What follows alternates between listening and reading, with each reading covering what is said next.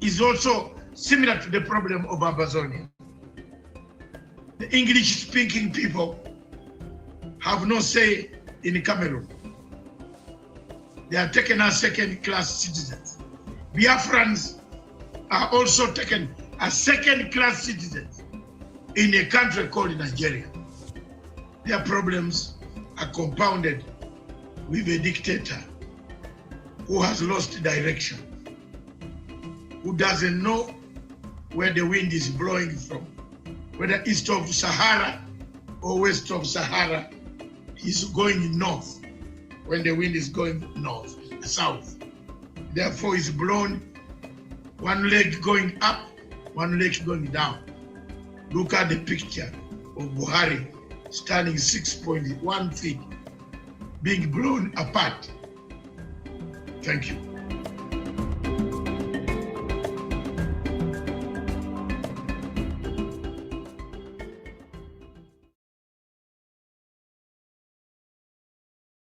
Very much for watching Punchline Africa Television, broadcasting all the way from the General Headquarters and the Political Command Center of Africa in Nairobi. I am Dr. David Matanga, bringing you this show, Diplomatic Leaks. This show, Diplomatic Leaks, goes behind the diplomatic lines to find out what is going on in the diplomatic circles, what is happening in Africa, what ails Africa, what kills Africa. Why is Africa a very rich country, but very poor people?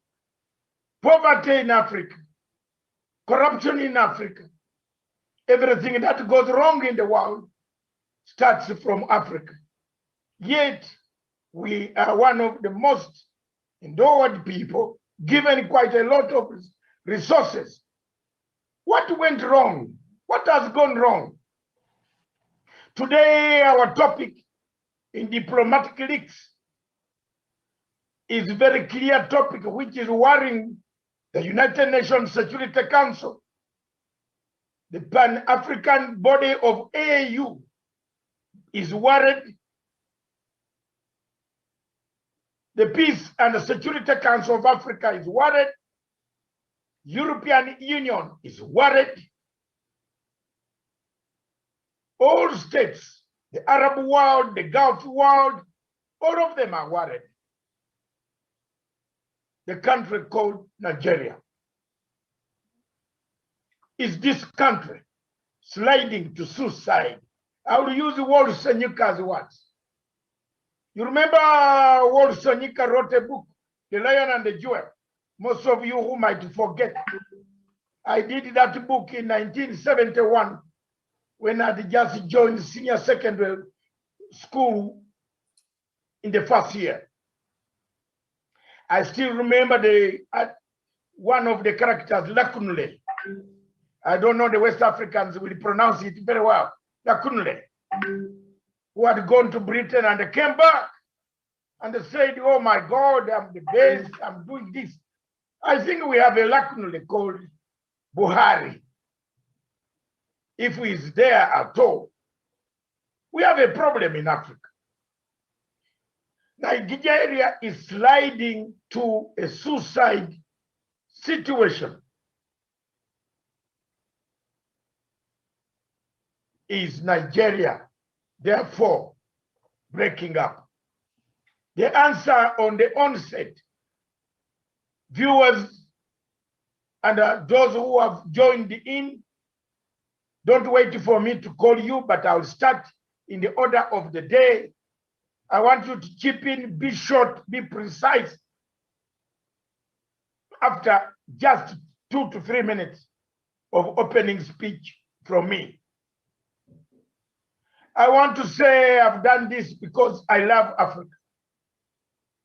I want to say I have brought up this topic again and again and again.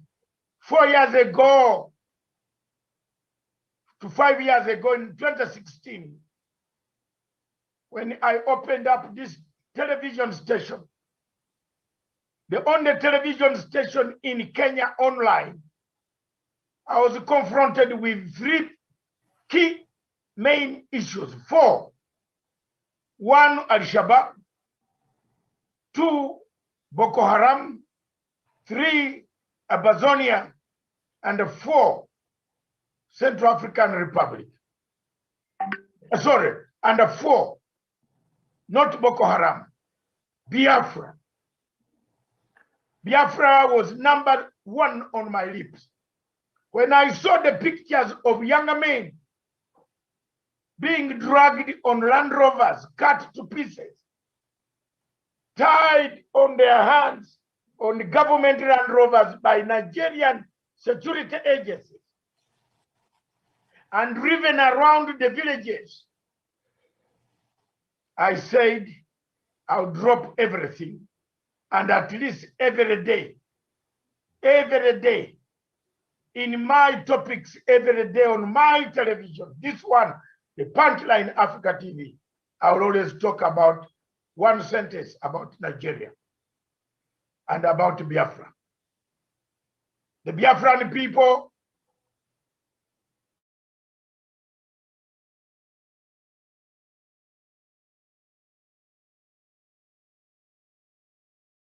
when they decided to recognize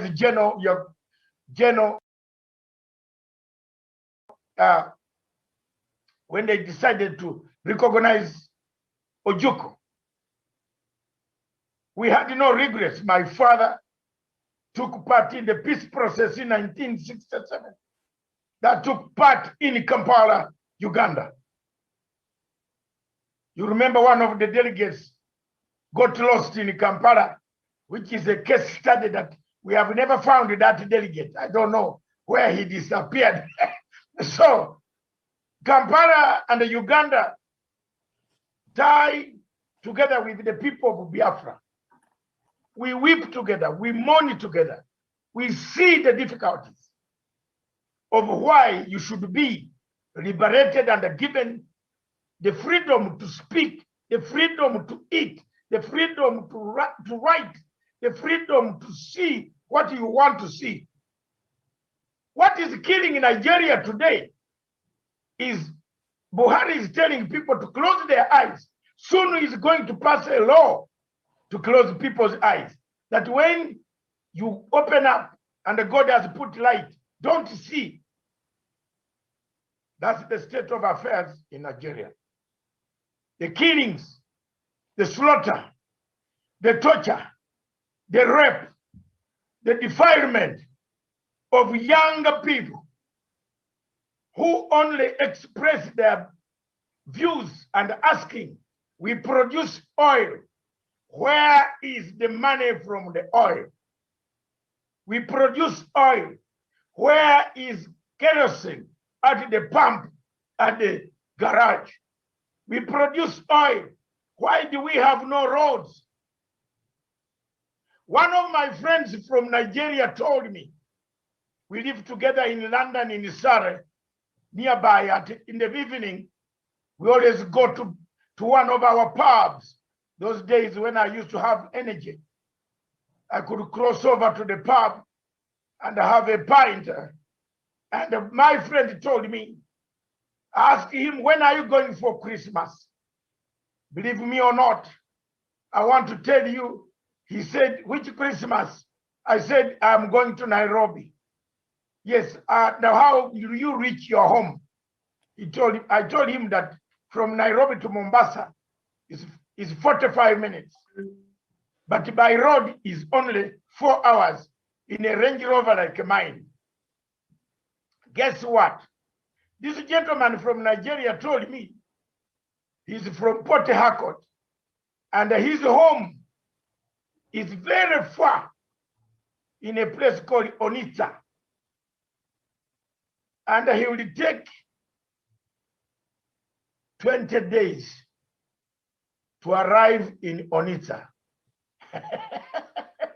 So I told him that by the time you come, I would have come back to London and taken almost 200 pints, a pint of lager, of good beer, while you are still traveling between Port Harcourt, or you are traveling between Lagos to Onitsha, the pothole, and he explained to me and told me, the pothole is as big as a crater which is on Mount Kanu, or on a crater which is on Mount Renzori or Kilimanjaro.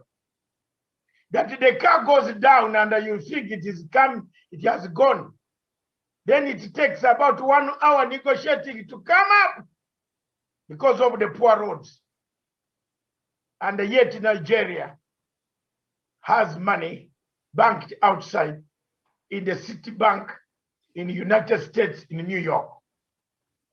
Ladies and gentlemen, on the panel today, we have Simon Ekapa, Dr. Joseph Nyachama, Fred Emerald, Sean Wesonga, Jocelyn Olesesana Tawish, Francis Ferdinand, Ikemi, and more people, and millions of Biafrans and the Nigerians, because there are so many of them suffering equally.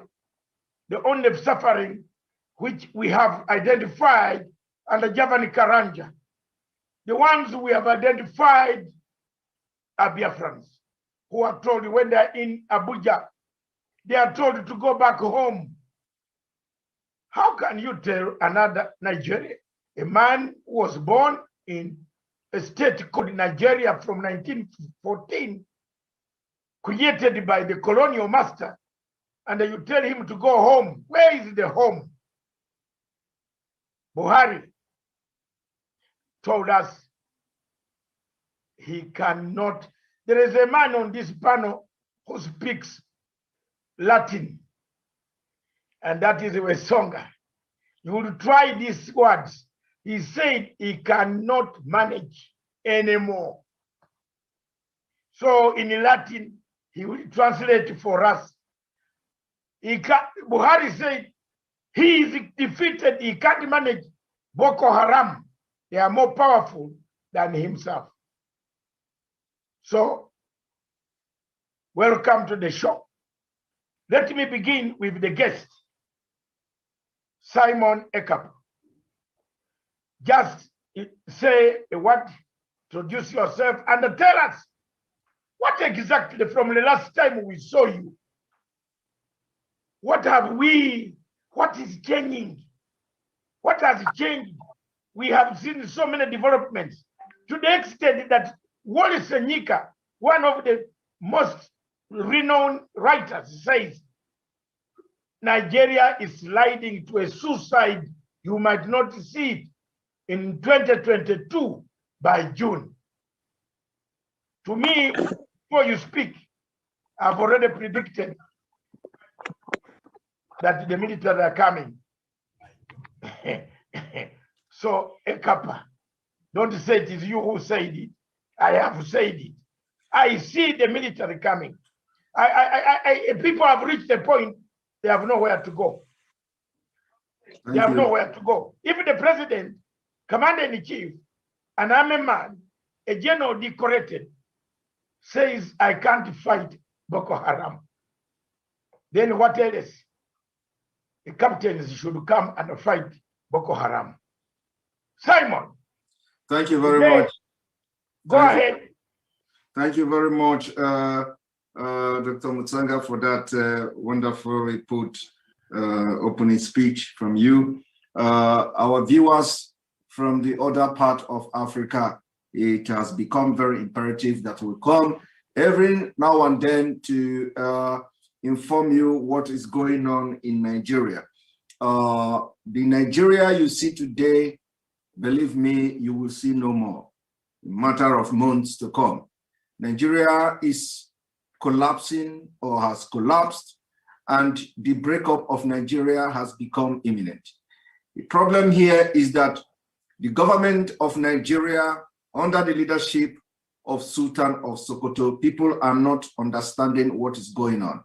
What is going on is that they are having the continuation of Usman Danfodio conquest, being led by a man called the Sultan of Sokoto. And because the Nigeria, you see, do not have president, and we address them as presidency. So these people are being controlled by the Sultan of Sokoto, and the people that are, perpetrating all this killing and ethnic cleansing and jihad in Nigeria today come from different African countries. Just a few days ago, we were able to expose one of the biggest sponsors of this jihad going on in Nigeria. Some of them, they come from a country called Mauritania. And they are very, very proud to boast how they have built dynasty in Nigeria. And today, one of the family that has built this dynasty in Nigeria has come to become the spokesperson of the Northern Elders Forum. And in the person of Hakim Baba Mohammed, also, he was the one who spoke on behalf of the Northern Nigeria, asking the federal government of Nigeria to allow the Igbo ethnic group to secede from Nigeria. And so when you look at the impunity going on, you find out that even those who are not non-Nigerians, who have ulterior motive, who have interest in grabbing the land that doesn't belong to them, who have the ulterior motive to conquer the entire Nigeria and take over the resources that doesn't belong to them, are the one who have found themselves in position of power. They are now in military, they are now in police, they are now ministers. They have found themselves into different sector of Nigeria economy, and they are making decisions that are not favorable to the original indigenous people of Nigeria. This is one of the biggest problems. Also, we would want to inform our brothers from the other part of Africa that even the man who claimed to be the president of Nigeria, if there is anything like that, said he come from Niger, the Niger Republic. And because he believed that his siblings are still in Niger Republic, he has to develop Niger Republic, and subjugate other parts of Nigeria, especially from the southern Nigeria, subjugate them to continue to be slavery to other parts of the northern Nigeria. And this is totally unacceptable. So the issue of whether Nigeria has collapsed, whether Nigeria is breaking up, as I'm speaking to you, Nigeria is already broken. Nigeria has broken up into pieces in the sense that the government are now begging the Boko Haram to lay down their arms while they are showing military power in Biafra territory. As I speak to you now, innocent people are being killed in Biafra land. Innocent women are being killed. Innocent men, old men are being killed. The news coming from Biafra today is that a man has been killed as he was on his way to a wedding. He was killed and paraded as unknown gunmen. And this news is now going viral. So the issue here is that our other African brothers and sisters should know that everybody must do everything to make sure that Nigeria do not stay more than 2022. We don't even see Nigeria succeeding this year. But if any case, a miracle happened that Nigeria continue to be a country, we don't want to continue to see this kind of bloodshed happening in Nigeria from 2022. Everybody must begin to speak to those who have the ability and the possibility to do something within the African countries. And it has become very imperative, like I said, that we begin to discuss this issue so that people in other parts of Africa will understand the exact fact of what is going on in Nigeria, and they are always be ready to do justice and make decisions in accordance with the information that is coming from this channel and other channel as well. We are also looking to expand the awareness of this Biafra and Nigeria disintegration, which is going to save life in Africa, which is going to make sure that the killings in the Sahel region will stop. And on this note, I submit, and I thank you all for being part of this debate. We're going to have a very healthy discussion today, as more things will be said, and we are going to review a lot of things that some of you do not know about Nigeria. Thank you very much. Can you unmute yourself, Dr. Mutsanga? Thank you Dr. very much. Masanga, your audio is mute. I've come. Okay. Yeah, thank you very much, ladies and gentlemen. I am pleased today that all of you have been specific, accurate, to the point. Don't waffle. Let's have this time, utilize this time, and make sure that we make points. Dr. Joseph Nyachama, Simon has raised quite a number of issues. We have talked and talked and talked. Africa needs to hear this. Because the whole president comes out and says, I can't fight anymore. Constitutionally, this president should just have walked home and looked after his camels and said, I'm fed up. But because Africa, we are not, some of us, very few people in Africa can be ashamed. They have no conscience. Buhari has no conscience. Buhari still thinks Nigeria is still the same, yet people are being abducted. At gunpoint, killed, taken, ransom being asked. Dr. Joseph Nyachama, what do you think we can do? Thank you, Dr. Masanga. I have heard Simon speak about Nigeria and the problems. Dr. Masanga, you see, personally, I've raised in this forum whether the man called the president of Nigeria is indeed alive. Is he leading? You know, it could be a hoax that the president is alive while he's in the grave. This is for the Nigerian people to find out. They needed to form a commission to establish, are they being conned through leadership? Because I do not think an insane head of state can let his people suffer the way they are suffering. Having said that, Dr. Masanga, I want to tell the Nigerian friends in this forum, especially the panelists, that the Nigeria as a country is not defined by this geography, but defined by these people. And I'm happy that even Simon is present. I can see Ndoran said is present. I can see Jocelyn is there, ready to serve this nation. The question that needs to be asked, Dr. Masanga, is this, because what we are discussing is Nigeria going to break up. The issue should be who will lose and who will benefit if Nigeria breaks up. I think that is the discussion, but I want to tell the Nigerians, if they are listening, that the common people will be the losers if Nigeria breaks up, and the greedy few will be the beneficiaries. I derive this thinking from one of the greatest personal development philosopher I love, Zig Ziglar. He talks about America, that the greatest nation in the world is not America after all. The greatest nation is the imagination of the American people. In the same vein, I want to tell the Nigerian friends who are present that the greatest nation is not Nigeria after all. The greatest nation is the imagination of the Nigerian people. Yeah, I said 1.5. And I want to plead that common people will be losers if Nigeria as an enterprise is left to be liquidated.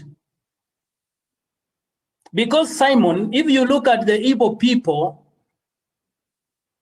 if you go further, there are those they call the Mbiwa Igbo, and there are the Jews and few class we call the Zions. You, the panelists here, if you have identified yourself as leaders, Nigeria must be united, whether you are working from southern or northern, because you will benefit from the economies of scale, Nigeria as a viable enterprise. I am telling you, the greedy few want to use men as slaves to pursue their service interest. Of course, with the other hidden hands, either from West or other quarters which we do not know. For me, Dr. Masanga, if the thinking of the Nigerian people is to make others slaves, whether it disintegrates into various units, the same will continue. Look at Sudan, Masanga, in 2019, the Southern Sudan, 400,000 people died.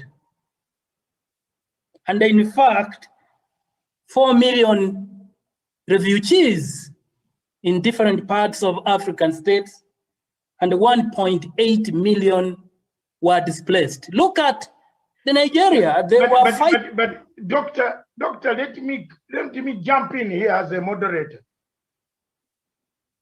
If you, in your first statement, Dr. Nyachama, you said a state has no president. They don't know whether he's dead or he's alive.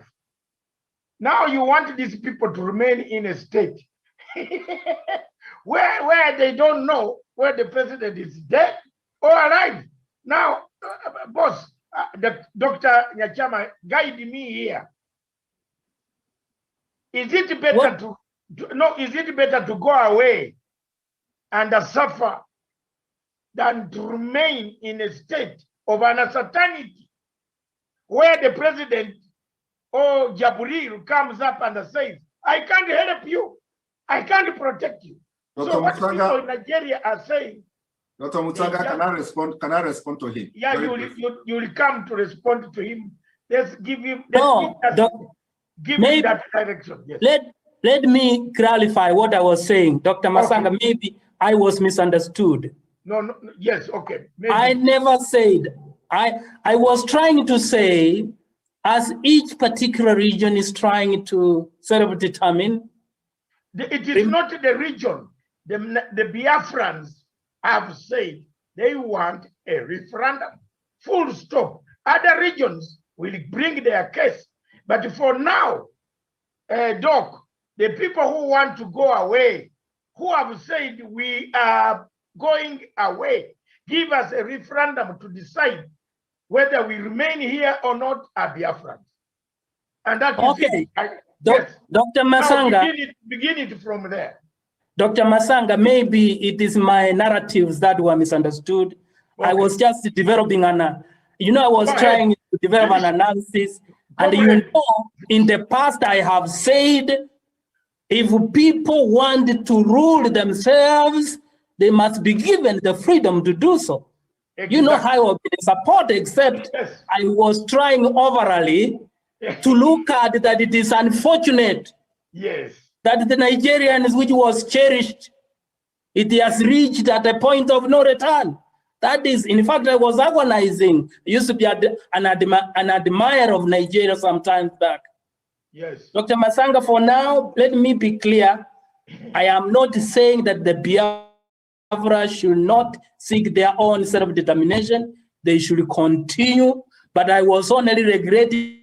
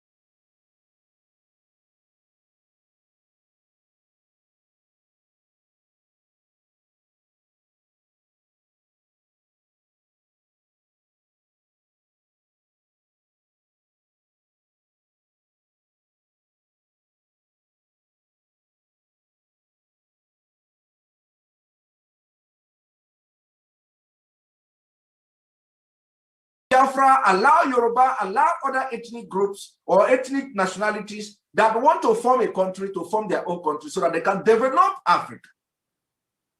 This is why I want everybody to think along. So if you like Europe, like what Europe are doing, like the system in Europe, it is time you embrace this disintegration. This is where the Africa, a new Africa is going to emerge. Thank you very much. Thank you, Simon. You know, that is my area. I never said, I have always been advocating the Biafrans to self-determine themselves. Why I was bringing even Sudan, the conversion was to say that when that time comes, don't go the Sudan way. That's what I was saying. No, I never said. Joseph, I picked the point. And, yes. You were, as an elder in Africa, I think you are warning us not to go that route. That's why I was analyzing. No, and okay. again, give me actually 1 second. Yes. That yes. I want to tell Simon, we support their spirit and effort, but let us not emulate Europe, because if you emulate someone who's ahead, the best you will become is number 2. Let us develop our own model, which will go beyond Europe. We have already our own model. Actually, Europe copied our model. Biafra started the democracy. Okay, we have our system in those days, even before Europeans came to Africa. So they copied us.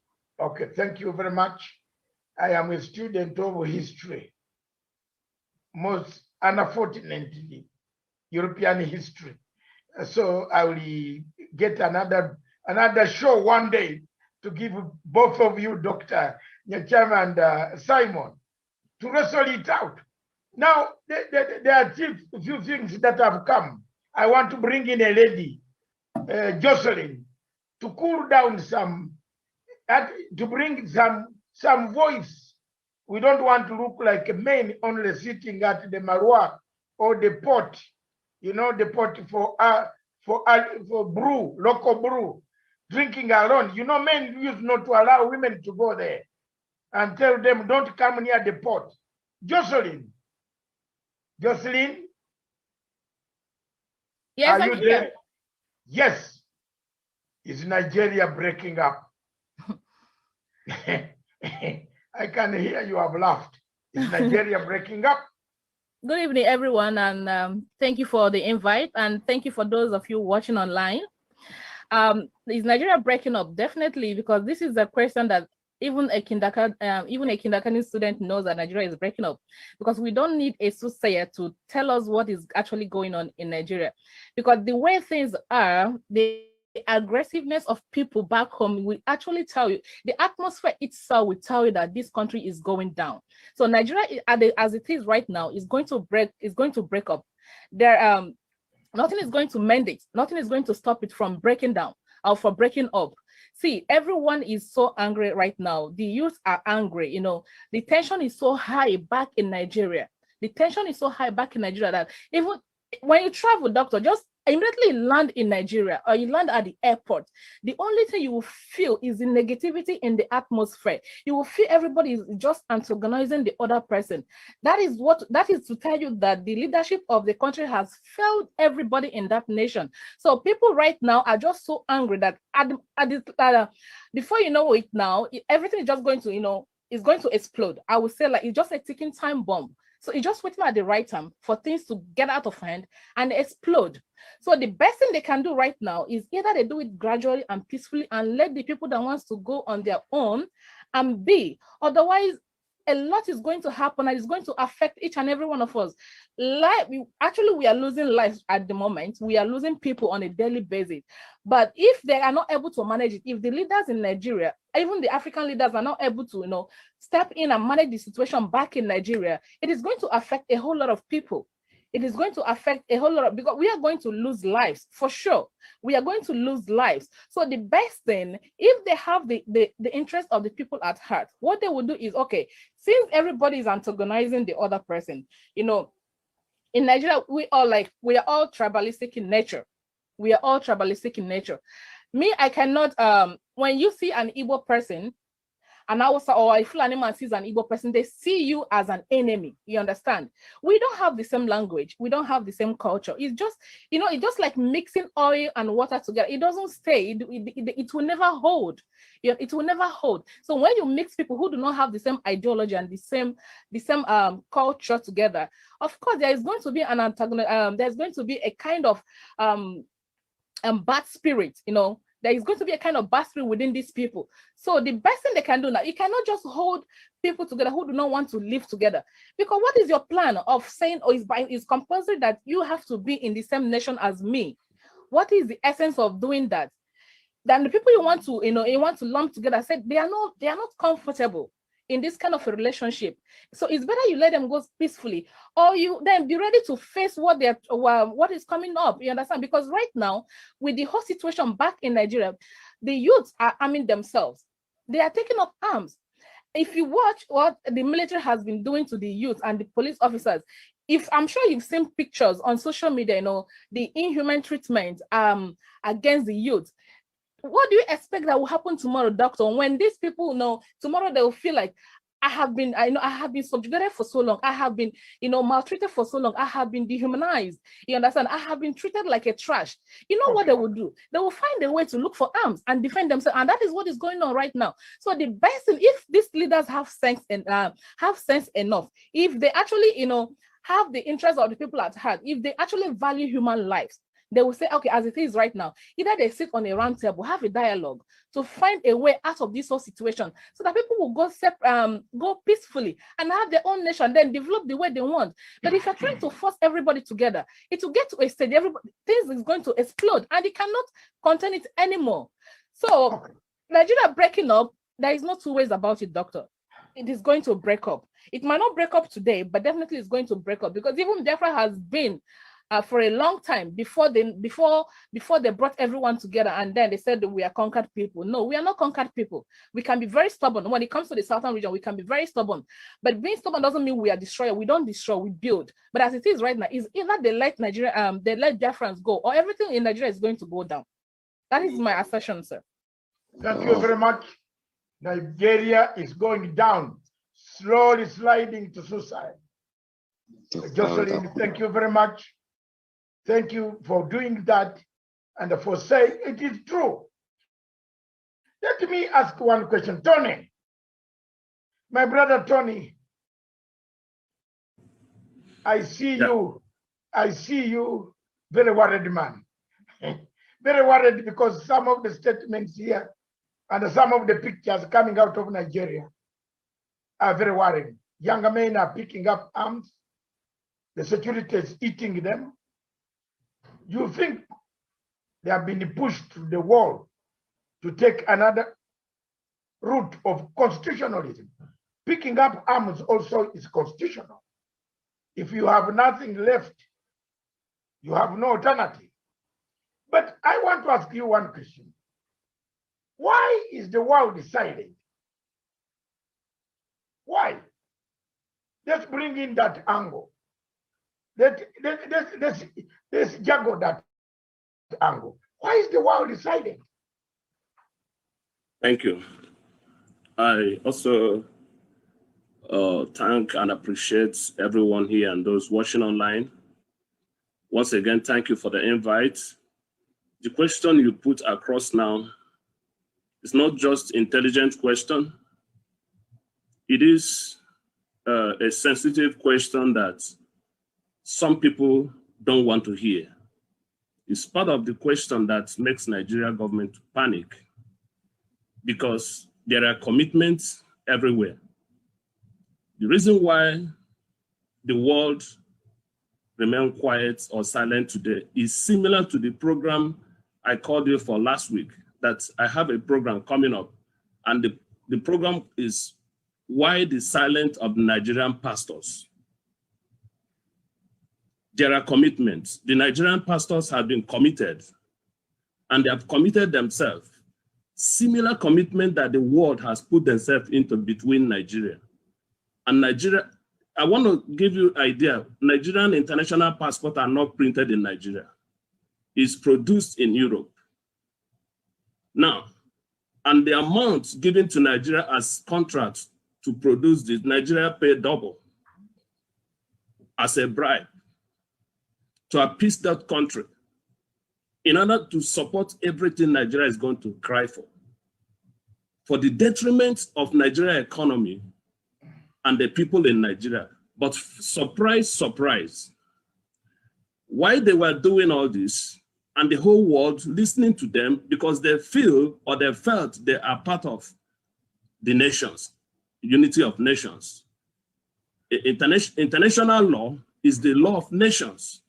Now, when they come together, Nigeria think because they can attend those meetings and they somehow they stopped news from crossing Nigeria. One of the number one reason is because the world feel they are not aware because news does not carry it. The Nigerian television, the Nigerian newspaper cannot write down exactly the truth about what is going on. The newspaper, the media company in Nigeria has been messed up and they are bought over. Now, the world knew what is going on, but because the news cannot carry it, they pretend as if they do not know. But why they were keeping silent, surprise, surprise, the people has been pushed to the wall. And the Constitution of Nigeria permits self-defense. When it has come to the point that you open your door, when somebody rings your bell, you are thinking it's a visitor, it becomes an armed robber. You're going to use everything you have, you lay your hand to defend yourself. So what happened now is that because of the silence of the world, as a result, they don't want to interfere. Instead of interfering, they are being given one thing or the other. And Nigeria is lying to them. And when they send their representative to Nigeria like ambassadors, they get themselves messed up because Nigeria as a country is such a sensitive country to people who love gifts. Even the Bible said that the gift can blind the wise. And as a reason why that is going on, they brought pastors. These pastors that should bring the truth out, like Nehemiah, like Elijah, like Elisha. They claim that Nigeria is a seat of government of country that has respect to Christians, but the same pastors will sit down while a leader of a church, chairman or Christian Association of Nigeria, the chairman will be kidnapped and be killed in a video while a pastor is buying top number 3 aircraft. Now, that is the same thing that those pastors will come to the international community and tell them that what is going on in Nigeria, the news they're hearing is a mere propaganda because the news is now coming from Nigerian media. So one of the reasons is because the world is keeping silent because Nigeria have bribed and they are now controlling the media company. Minus social media, where the Biafrans have laid their hand, and you see what Nigeria government is doing to silence the social media. Shamefully, they want to silence everybody. They forget about freedom of speech. They want to make everybody keep silent. But I know it is only someone that is born by a demon that will keep quiet while such a thing is going on. So thank you.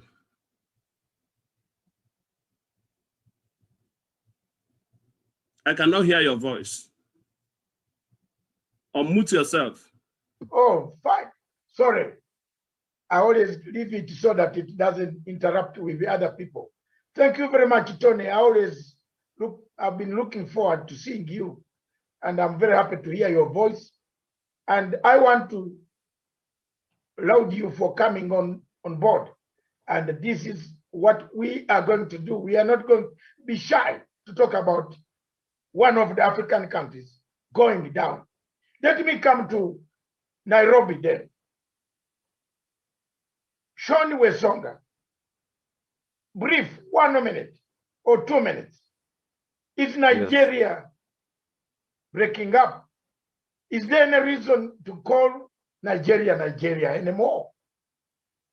Is Buhari alive? Is Buhari the president or Jabril? You know, these are some of the things that have confused me up to today. I don't know. If a man comes up and says, I can't fight anymore, what do we do? What should African Union? Why is the world required? Have we been captured by multinational companies? Tony raised a very serious point. The panel, those who are watching, who are going to contribute. Multinational, a Nigerian pastor buys the first class aeroplane. So he flies around Africa and tells everybody we are very rich. But down at home, people are in trouble.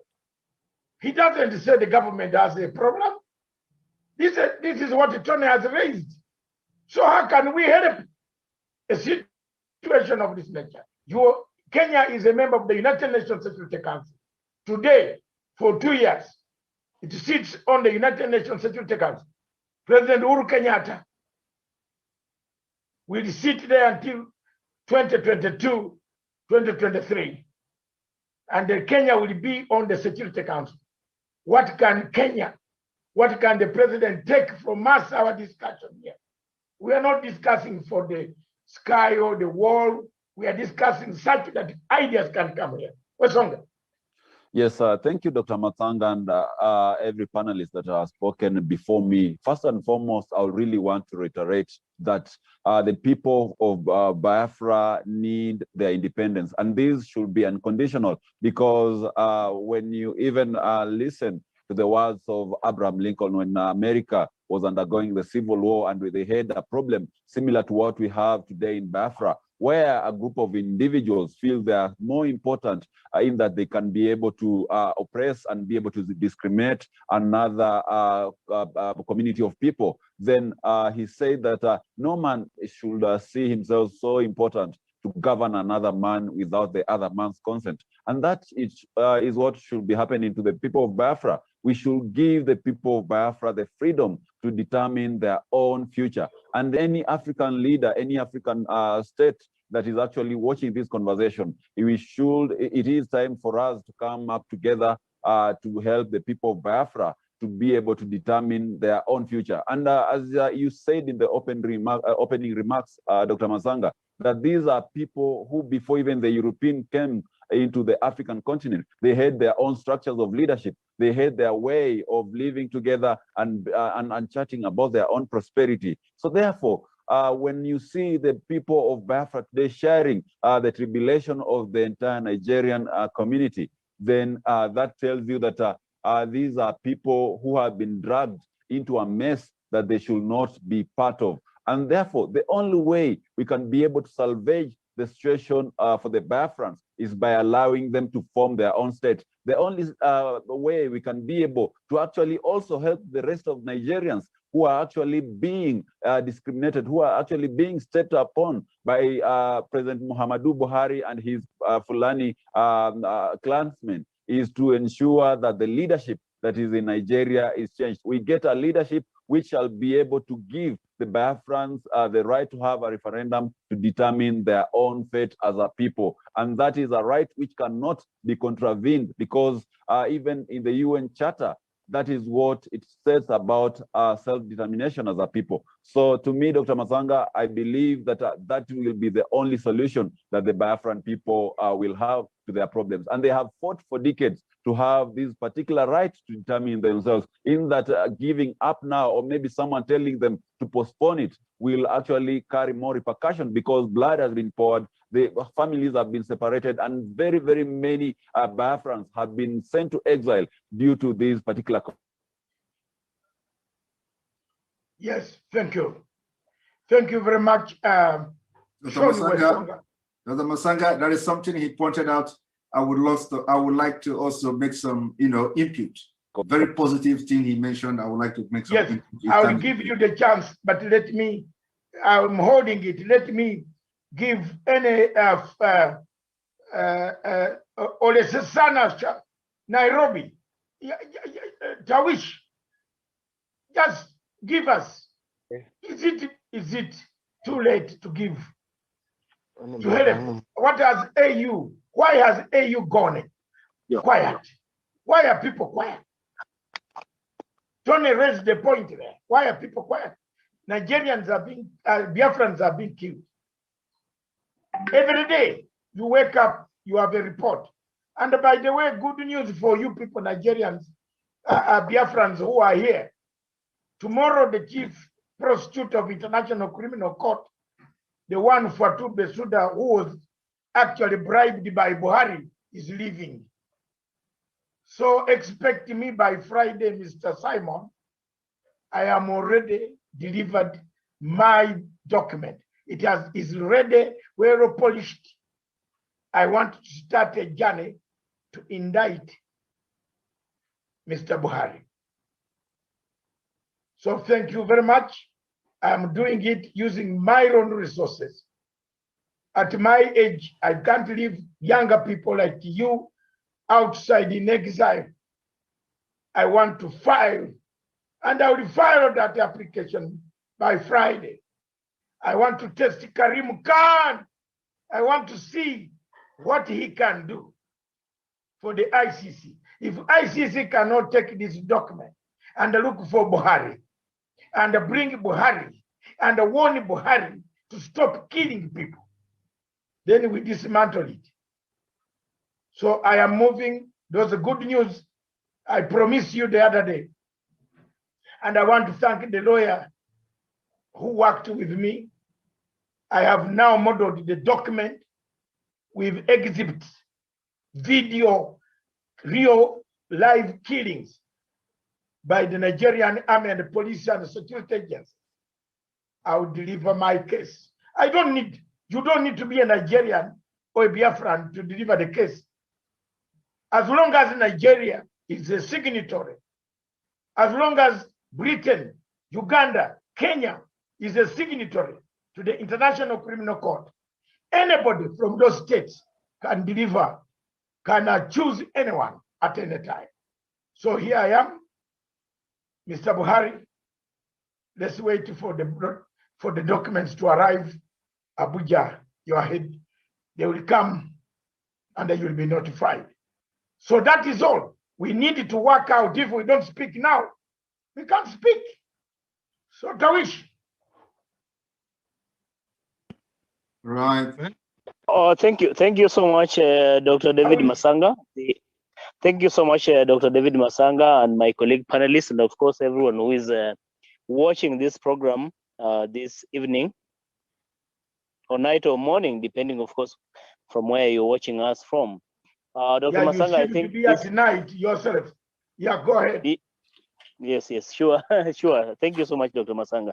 So I think what we need to make a clarification is that as far as Nigeria is concerned, I think Dr. Masanga, yourself and myself, we have been handling the Nigeria matter for as long as you remember, from 2016 or 2017, if my memory serves me well. But I think the most important thing is, moving forward, how do we find a solution to the problem that continues to bedevil Nigeria as we speak today? Because there's that agitation by the indigenous people of Biafra, that is the Igbo people who want, of course, a separation from Nigeria. And the feeling when you listen to them, when you listen to their agitation, is actually a genuine concern, a concern that they want a referendum to determine their fate. They want to have a nation of their own. And I think for President Buhari, it is something that he should have allowed or permitted to have happened through a referendum. But again, because Buhari, having his own interests, is a person who is not so much keen on allowing this to happen. So it is unfortunate as we speak today, Dr. Masanga. But again, I allowed the people of Nigeria, especially the indigenous people of Biafra, because they have been very keen and they have been very focused, very determined, very resolute, and not giving up when it comes to the question of agitation and calling for this referendum to take place. And I think for somebody like Namdi Kadu, who is the leader of the indigenous people of Nigeria, indigenous people of Biafra, calling for this referendum to take place, he should continue with the same effort, with the same energy, to make sure that we have this referendum take place, so that the people of Biafra can have a referendum at last. So Dr. Masanga and the entire panelists who are actually watching, and everyone who is actually everyone who is tuned in today, I want to say this in particular, that the people of Biafra really deserve the best. They deserve the good leadership. They deserve a referendum. They deserve, of course, self-rule, which they have been fighting for so many years. A lot of blood has been lost. A lot of sweat has been, of course, lost. So many people have been displaced. So much has happened in Nigeria simply because of this quest to have Biafra recognized as a state of its own. And I think it is time for President Buhari really to come out and permit or allow this to happen, because again, this will go down in history as one of his legacy, if you will allow the people of Biafra really to have a referendum to determine their fate, to become an independent state for that matter. So Dr. Masanga and my colleague panelists, I think the message here is we continue to push for the people of Biafra to have a nation of their own. So it's not time for Buhari to continue giving us hocus pocus information, to continue giving us excuses, hypocritical messaging. The most important thing here is President Buhari must allow this to happen, because again, the people of Biafra and the indigenous people of Biafra cannot continue to allow this to happen, because again, they want this referendum to happen so that they can determine their fate. So Dr. Masanga, I submit tonight that what we have to do and allow and continue to agitate for and campaign, advocate for, champion for, is for the people of Biafra to have a nation of their own. Nothing less, nothing more, Dr. Masanga, I submit. Thank you very much. Nobody, you have a word to say before I am about to come back to Simon? Simon, prepare your intervention. Nobo. Can you unmute yourself? And unmute. Okay, Yes. okay. Thank you, viewers. Thank you, ladies and gentlemen, and everyone who are watching this program. It's a great privilege and a delight to have you all here. I wish to say that the first thing we have to understand is Nigeria existing as a nation of states? What is it that binds Nigeria to be a virtually or a reputable nation, that you can say that Nigeria is a nation? The man who constituted this satanic fraud, who is Frederick Lugard, said after 100 years, Nigeria should be dissolved. This is over 117 years. There is no constitution, there's no consensus that binded us together. The wife of the late Buhari, which we still keep on talking here, Buhari does not exist. Buhari, this is an impostor. I keep on saying this, and I want people to understand this. Let it go into the brain and the hearts of people to understand that all these political bigots who are there championing the government of APC as to push on an agenda that there is an existing nation. There is no nation that is existing as Nigeria. Nigeria is a company, it's a British company, constituted just to serve the economic interests of the British people. And we have to understand this. That is why I'm calling African leaders.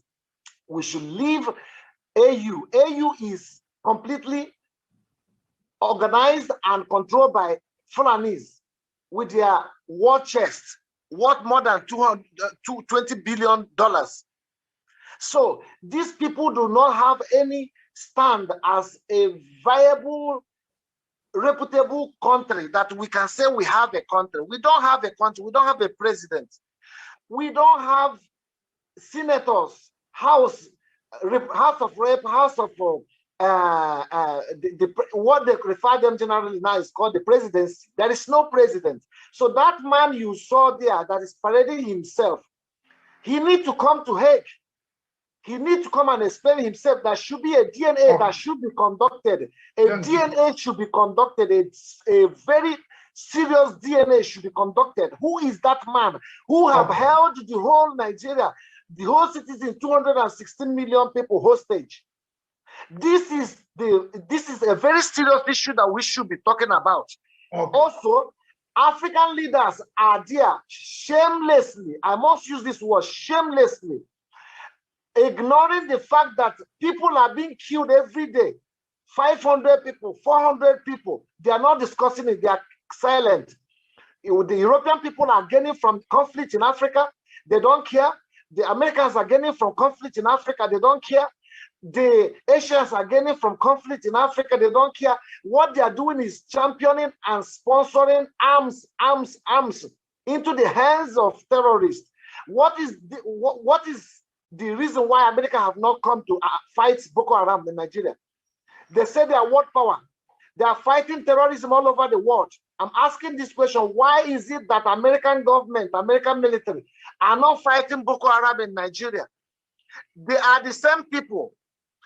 Why is it that Britain is not fighting Boko Haram? America has about 5,000 military in Afghanistan, which they withdrew recently.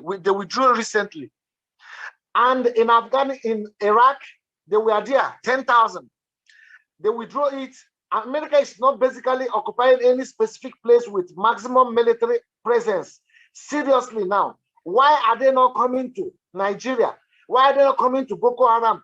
The Chad president, the former Chad president, he finished Boko Haram within 1 week. Why is it that America is not probing all those people who are financing terrorism in Nigeria, who are championing this terrorism all across Nigeria and killing innocent people? They brought Christianity to us. Why have they ignored the Christians? I'm not only saying that this is a religious issue. Both Muslim and the Christian, this is a humanitarian issue. Generally, Benue State is being under siege. Abia is under siege. Ohafia is under siege. Anambra is under siege. Ebonyi is under siege. Enugu is under siege. All the whole Biafran land is under siege. Oduduwa, the same thing. They are under siege. What is the world leaders doing? United Nations is a disgrace. I'm saying it proudly and very without any remorse. United Nations and all these human rights organizations, that Amnesty International that is situated in Abuja, have been calling for their presence. They have kept silent because they have economic interest in embezzling the resources of Biafrans with other external criminal companies, rogue entities like Shell BP from Holland, Total, JP Morgan, all of them, they are there embezzling the resources of Biafrans. And we are not protecting the lives of people from that region, from that land of which you are taking those resources from. Let me tell you, in Biafran land, we can no more fish again. Give me 1 minute. Let me digress, finish with 1 minute. One minute, yes. In Biafran land, in place we call Ejo, this is a place that they produce oil. Also in Abia State, they produce oil. In Imo State, natural gas is there. In Ejo, for example, in Bayelsa, for example, they can no more fish anymore. Okay. Fishing is finished for them, except Shell BP will come and clean up the mess they created there. We don't have a president. We are not Nigeria, and Biafra must be restored with every last drop of our blood to prove to the world that we are human beings who have flesh and blood and must be heard. And the United Nations should organize a referendum with the world leaders. Thank you so much. I applaud this program. Let's continue. Thank you very much, ladies and gentlemen. And unfortunately, we have very little time left. And as you know, in Kenya, there is curfew. And our curfew starts at 10 o'clock. And most of my staff who are in the main headquarters studios would like to run home before curfew catches them. But before I do that, I promise I'll continue with this subject again on Thursday. And Simon, I'll give you time and other people. But before I conclude, Simon had an intervention that I want to give you to make your comment as brief as possible. And on Thursday, keep time, the same time. We want to proceed. We want to be heard, Simon. Thank you very much. Thank you very much, Dr. Musanga. I really appreciate the fact that I have once again another time to speak. I want to, agree with the previous speaker before the last one, and then of course, yes, and then of course with the last speaker as well. That because of he mentioned the UN Charter. Now, I want everybody, especially those of you in other African countries, and then also to remind the UN, the United Nations, A lot of people do not know the reason why the UN was set up. UN was founded in 1945. The reason for UN, the international organization, which was founded in 1945 after the Second World War by 51 countries back then, was to what? To maintain peace, international peace, to maintain international peace and security, developing friendly relations among nations and promoting social progress, better living standard, and human rights. Now, this is the reason for UN. Now, let us, project this to Nigeria situation. UN is for peace, security, for progress, for betterment of living standard. And that is exactly what the UN should live up to in Nigeria now. How do UN intervene in Nigeria? To maintain the peace and security in Nigeria, Nigeria needs to be disintegrated. As it is now in Nigeria, the security, chief of security agencies in Nigeria are controlled by those loyal to either directly Fulanis or those loyal to the Fulani Caliphate under the leadership of Sultan of Sokoto. Now, the conquest of Nigeria, they want to continue the Usman Danfodio. Today, the letter issued to a state called Delta State has 4 or 5 terrorist group pictures in that letter, which means they have been able to come together for the final, fight against other indigenous people in Nigeria. And this is what the UN don't want to understand. The reason for UN coming into existence in 1945 is to intervene in a situation like Nigeria. Yes. Look at the solution of Nigeria. What is going to be the solution of Nigeria problem? The solution of Nigeria problem is to disintegrate the interest of the problem happening in Nigeria. When Nigeria is disintegrated, the interest of the terrorist group will disintegrate. Not only that, the differences that are fueling this crisis and killing in Nigeria will also disintegrate. When Nigeria disintegrates, it will go a long way in restoring peace and tranquility in the entire West Africa. Yes. Now, having said that, how will disintegration of Nigeria solve this security problem and crisis in West Africa? It is going to solve it this way. We know that when we are shouting and agitating for the freedom of Biafra or disintegration of Nigeria, people will always make references to Sudan. And we have said several times without number, why are you people making references, especially those in other parts of Africa? Why are you people making references to South Sudan? Why are you not making references to other nations within Africa that have actually conducted referendum and they are doing well? Why have you not mentioned other parts of the world where referendum has taken place? Why is South Sudan always a case study? Right. Apart from that, we are completely and totally different people. We have different culture, different understanding. Biafra are the people that are scattered and have traveled a lot all over the world. You see Biafrans. Now, the disintegration of Nigeria will solve the problem in a way that, first of all, the terrorists, the Boko Haram, the Al-Qaeda, the ISIS West Africa, the bandits, the Fulani herdsmen, and what have you, Al-Shabaab and all of them, once Nigeria is disintegrated, the interest that makes them to now invade the southern Nigeria will automatically disintegrate. It means that the activities of the terrorists will be limited to other part of the northern Nigeria. Now, it may also shock you that immediately Nigeria disintegrates, the terrorists will cease their activities because they are fighting virtually for the Islamic State of Nigeria or Islamic State of northern Nigeria. When Nigeria disintegrates, the northern Nigeria that are already having their 12th state of Sharia state in Nigeria will be comfortable with them. Okay. Now, what is going to happen? What is going to happen to other people that are Christians or other, people that are having other belief within northern Nigeria is something that is going to be a gradual solution. We are going to provide solution to that. We are going to have a very strong border control. We are going to build our border, protect our life and our land before we can now extend a joint military operation to get rid of every other remnants of terrorists within the Sahel region. So the UN must consider having a very strong force to bring in and restore peace within West Africa, and that strong force will come from Biafra and Oduduwa.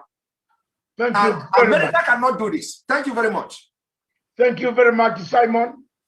And on that note, I want to say what you have just said in so many words is there is a threat to peace under Chapter 7 of the United Nations Security Council. Period. That's what you have said. And I'm happy to summarize it for you, that it is a threat to peace in the region. If Nigeria, if the UN does not step in, we shall have a problem. Honor, Mr. Honor 7C, just 1 minute. You have been putting your hand up for a long time. Can you say a word, and then Dr. Nachama summarily send us a vote of thanks? Mr. Honor C, telephone number Honor C. If he's not there, it's most favor. Say one word. Unmute. Dr. Matsanga, good evening from here. Thank you.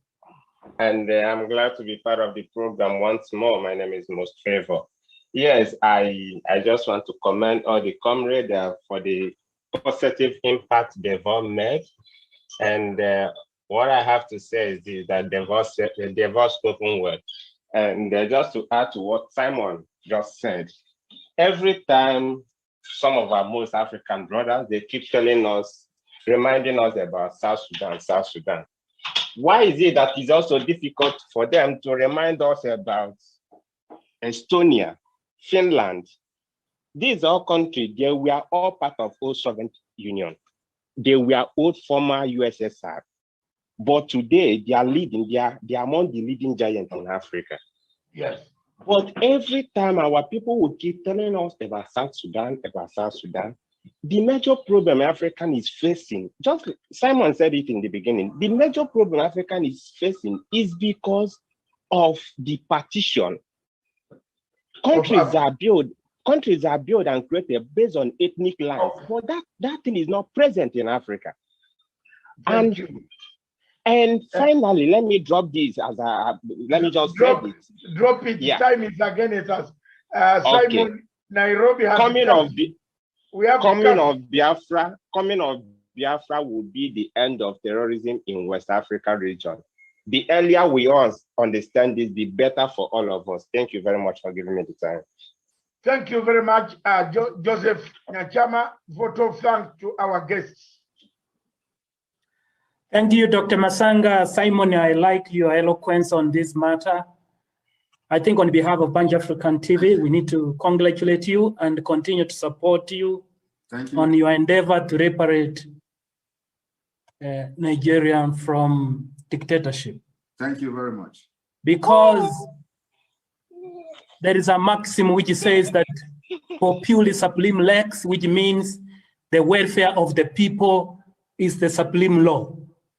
There is no constitution that can be cited that shall supersede the aspiration of the Biafra people. Therefore, Banjo Africa, in fact, as I started saying, I think probably to a certain extent I was misunderstood personally.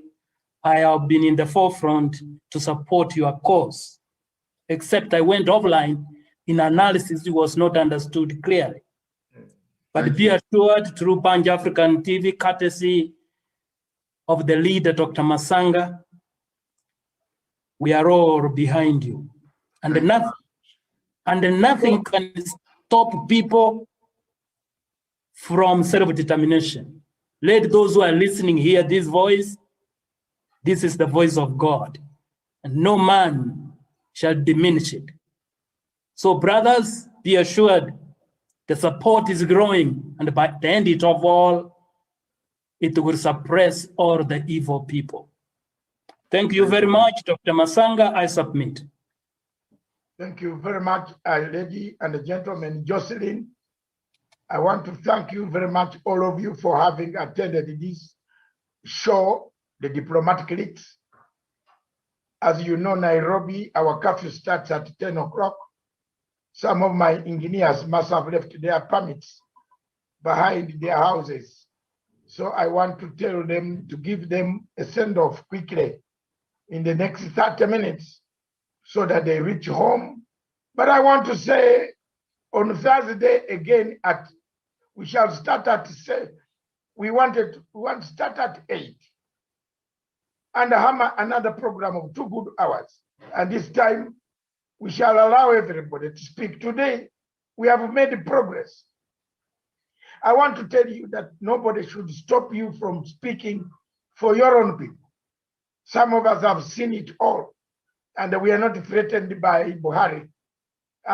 You'll see in the newspapers what I've filed against Buhari, and you'll understand that I am not just a person speaking. I've tried ICC before, and I will wrestle it again. And I bring Mr. Buhari to justice for having allowed Nigeria and Nigerians to kill each other. I will not rest. I want to thank you all that continue with the spirit. Ask for what you can be given. Knock and the door will be opened. If you keep quiet, who will open the door for you? The Bible said so. Don't be people who preach and go away. Stick there, knock the door. Simon, thank you very much, all of you.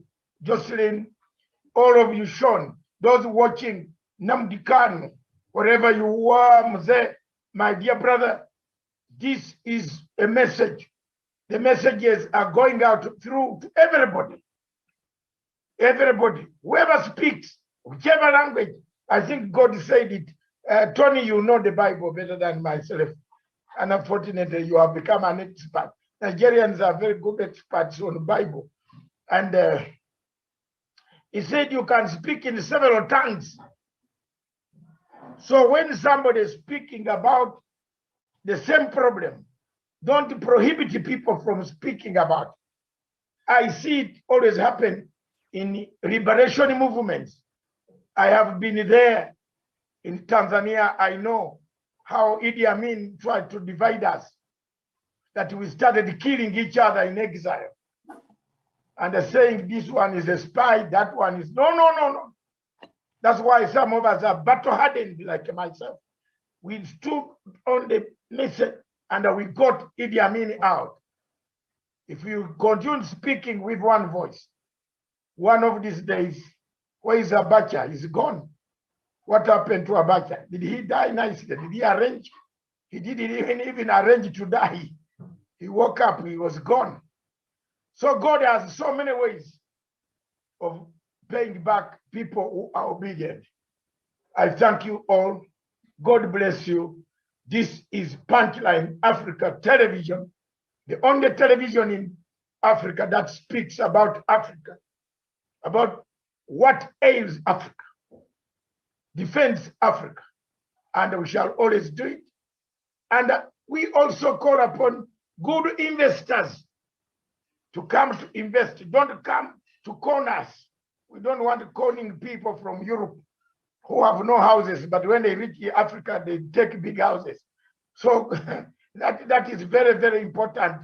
We also invite people who are good, with good behavior, with good culture, who respect our culture, to arrive on the continent and help us. This is the global world. Thank you very much. This station, therefore, is for Africa, with Africa, by Africa. Ciao.